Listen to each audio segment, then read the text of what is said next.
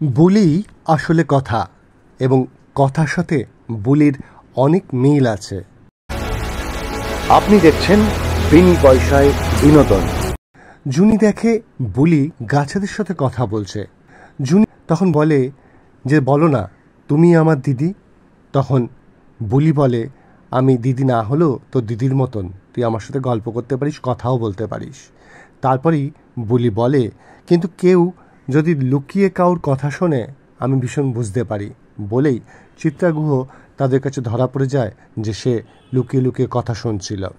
তারপরেই বুলি অগ্নিভোর ঘরে চলে যায়, গিয়ে সেখানে দরজা জানলা বন্ধ দেখে বলে এরম দরজা জানলা বন্ধ কেন।